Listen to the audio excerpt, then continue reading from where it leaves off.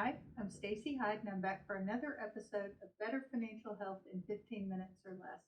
And today I want to revisit the old traditional IRA versus Roth IRA, or depending on your situation, traditional 401k versus Roth 401k. The first thing I'd like to talk about in those two is a common misconception I get. I recommend that someone should contribute to their Roth 401k, and they tell me they can't because they earn too much money. That's actually not true. There's no income limit on a Roth 401k.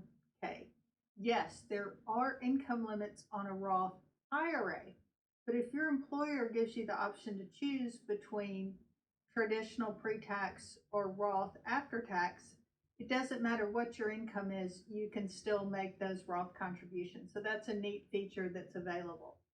And actually, starting next year, if you're considered highly compensated by your employer, there's income rules your employer will let you know.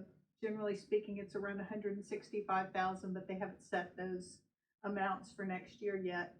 And you're over 50 and want to make catch-up contributions, you will actually have to make those as Roth 401k. So, little note there before we kind of get into it. So, just a refresher, traditional IRA is pre-tax, meaning it comes out before federal and if you're subject to it, state income tax. The money grows tax deferred, and then when you're in retirement and take it out, you pay taxes on both what you put in and any earnings. Also, if you take the money out before you're 59 and a half, then you're subject to an additional 10% penalty tax. So let's talk about Roth.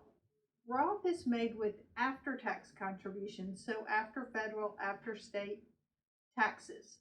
The money grows tax deferred, and as long as you abide by the rules, which means money's been in there for 5 years, you're at least 59 and a half, you can take that money out and pay no tax on either what you put in or your gains, which can be significant if you started early. So let's talk about who might be a good candidate for Roth versus traditional. Early career, I really don't care how much money you make. I'm going to generally recommend that you make a Roth contribution.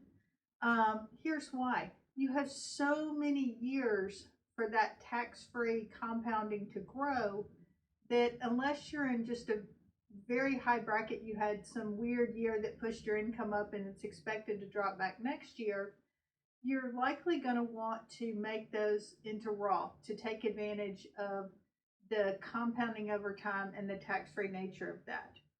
So that's the first group. Then you get into mid-career and you get into, well, maybe it really is going to depend on your situation. For many folks, that they still have a lot of deductions. Maybe they have some kids, some child tax credits.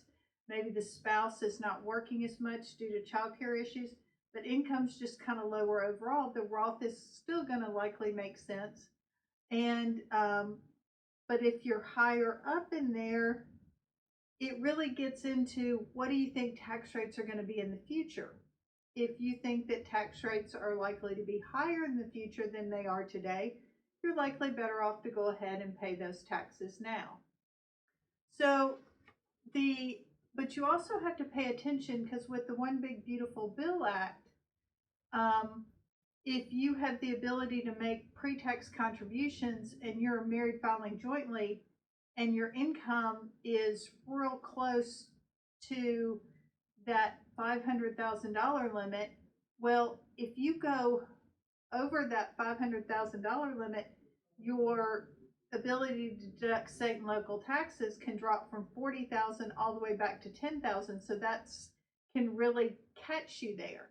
If you make your 401k contributions pre-tax, that is going to lower your adjusted gross income. It doesn't matter how many deductions you have, it's only that adjusted gross income number. So if you're trying to hit the part where you still qualify for the child tax credit, that can be a reason to do pre-tax 401k or IRA there. So, the other thing to keep in mind is that if you make Roth IRA contributions and you get into a financial hardship, you can withdraw your contributions without tax or penalty. So that is sort of a backdoor way into an emergency fund that could really help you out at some point. You can't get to the earnings without the taxes and penalty, but you can get to your principal. So that could be very helpful to you there. So there's a lot of good there. As you can probably tell, I'm a big Roth fan. I do firmly believe that when you look at the deficits and what's going on in the world, we're likely to see higher tax rates in the future. So I think that paying some tax now and setting up that tax-free bucket for later makes sense. So, but each person's situation is unique. If you do your own taxes through like TurboTax or H&R Block's tax software, you may want to go back and look and pretend as though you did a Roth IRA contribution and see what the difference in your taxes was if you had done pre-tax versus Roth, because it may come out that one is better than the other. The other thing that's nice is you do have until April 15th of next year to make a traditional IRA or a Roth IRA contribution. So if that's something you're interested in doing, you could actually go into your tax software and put one number in pre-tax, take that out, and then put it in as Roth and see how much contributing into a Roth is going to quote unquote cost you in extra taxes. You may find out that you make too much money because you're covered by a qualified plan at work and you're not allowed to do a traditional. So if you're wanting traditional, you'll need to do that through your 401k. But that you have to do that during the calendar year for which it applies. There's really not any flexibility there. So go forth, save. I've never had anybody be sorry that they had saved too much for retirement. The only thing that I ever tell people to do is don't get so focused on saving that you forget to enjoy time with family and friends today.